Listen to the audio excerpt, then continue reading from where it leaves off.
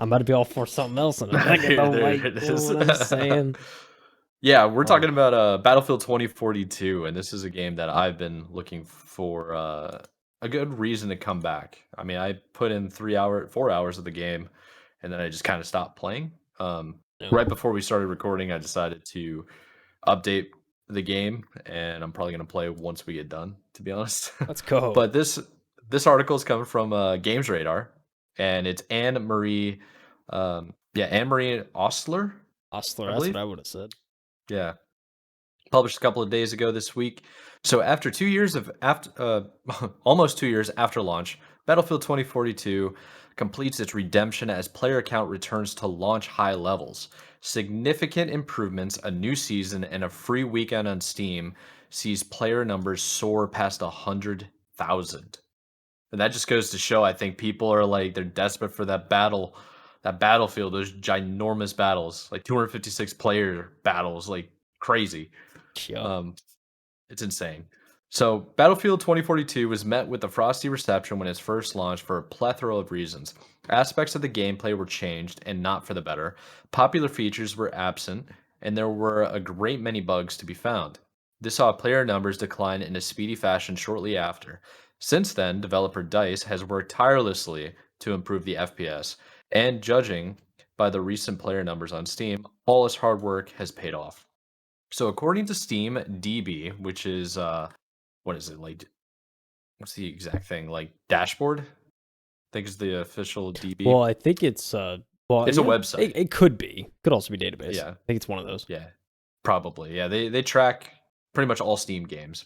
So according to Steam DB, Battlefield 2042 achieved a concurrent player count of 102,009 people yesterday, or this week would be October 15th on Valve's platform. This is only a teensy bit short of its all-time player peak of 105,397 players, which was reached on launch day in November 2021. As well as the various updates and changes introduced previously, including the return of the beloved class system, the FPS has been available for free on Steam over the last few days, which has no doubt greatly contributed to its current popularity. Still, it's an impressive reversal of fortune for a shooter that was considered done for by many. Even more so when you consider it achieved these figures on the same weekend as not Battlefield, Modern Warfare 3's open beta was taking place. That's actually wild. So the free to play period comes to an end later this week. By the time you listen to this podcast or this episode on YouTube, the it's gone. I mean, it's not free to play anymore. The period's ended. So we'll undoubtedly see player numbers fall somewhat. That being said, with the game currently reduced by 85% on Steam and Season 6 offering a decent helping of new content, it could continue to thrive in the coming weeks and months.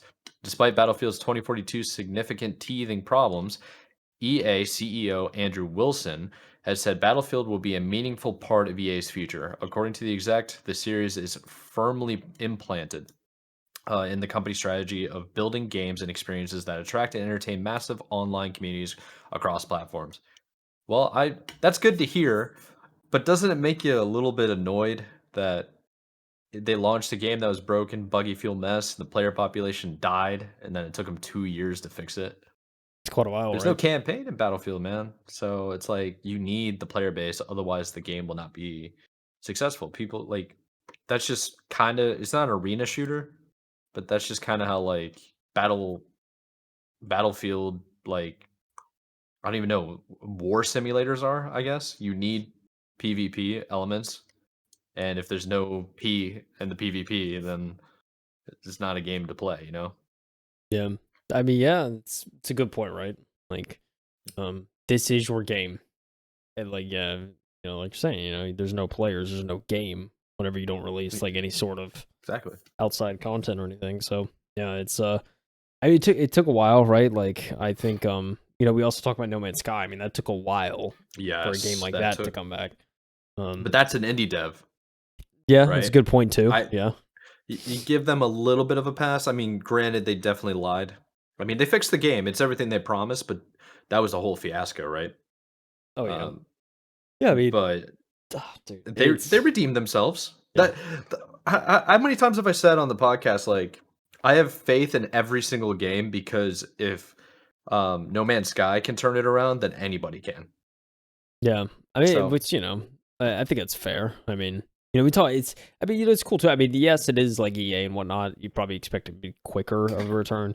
I mean, we were also talking about. We reported, not too long ago that Battlefield 2042 was like a skeleton team at one point. It was kind of just yes, like forgotten, and then they decided, let's actually, put some effort into it. Let's make this right. yeah, And here we are. and they did. That was last year when there was reports like that EA was potentially going to abandon Battlefield, No. and then the CEO came out, or like the president of Dice, or somebody in Dice, I think, came out and said, no, this game is going to be fixed. And then they, like a month or so later, they launched a huge update that basically fixed and made the game way more playable, brought back a steady, like, because the Battlefield community is pretty dedicated. So Yeah. if you just make them a good game that encompasses all different Battlefield elements, they're gonna come back. Yeah. And I think For that sure. shows. Granted, yeah, free to play weekend, you're always gonna have a boost in numbers, but you're not gonna have like how much 50,000 boost in numbers? No, I don't think so. No. I really No. don't. Yeah. It's you need a lot to go right. I think even to get that kind of Exactly. boost. Um. Yeah. Yeah. It's definitely not kind of an overnight thing. I don't think No. I've heard of any game where it's just like all of a sudden you get like tens of thousands of people back on, instantly. So yeah, I think it's definitely took a little time. They gave it a little 10 to 11 care. I mean, this is what happens when you don't give up on a game, like even if it doesn't launch as poorly. Now, not saying we necessarily forgive people for launching poor games. That's not the point. I mean, you want to make Yeah. sure you have a finished product because that's it's been a huge issue in the gaming industry. But I mean, I commend them for not giving up on the game entirely and like giving the team a chance to make it right because Yeah. I'm sure it feels good for that team. Oh gosh, come yeah. back and have a resurgence. Yeah. Be proud over your own work, And yeah, definitely. Uh, So yeah, I want to see. I mean, I downloaded the update. I'll load it up later and check it out.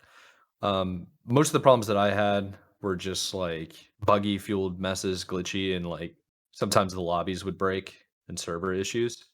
It is yeah, what it is. Actually, at this morning at 11 o'clock Eastern time, the U.S., they EA or like Battlefield 2042, like Informer or whatever on Twitter, said that the servers were so slammed that people were now in queues to join, and that's pretty incredible. it's pretty That they crazy. went from like, yeah, this game was so bad when it first came out that people were going back and playing Battlefield 4. Yeah, I remember It that. was really bad, Oh, and yeah, so it's really cool to see like, obviously the whole Battlefield fan base decide to come back, and obviously new players are checking out Battlefield probably for the first time. So yeah, yeah, which is which exciting, is good right? to see. I mean, Yeah, yeah. I yeah, mean, especially if you get new players on, any game 2 years after release, if you're getting new players on, I mean, it's a victory, right? So, yeah, definitely good in that aspect. Yeah, dude, above 100K, dude, that's like, that's nothing to sneeze at. A lot of these games out here are years old, you know, maintaining like 20, 40K, stuff like that. So, oh yeah. it's good to see a little resurgence like that. But yeah, dude, good for the team. Not happy for the team. Do I say I'm happy for EA? I mean, I don't know, bro. It's EA. Mike. I yeah. I mean, what I do last episode? I just went on like a 20-minute tangent of like ripping EA apart. Yeah, because I think Unity Unity CEO stepped out. He came from EA. Yeah, that yeah. explains it. So I can't. We can't have two episodes where we lose our cool. Or sorry, I lose my cool. You're always the cool one. I'm just over here freaking out every now and then. So So so one of these how days about we'll we get something I'm passionate about.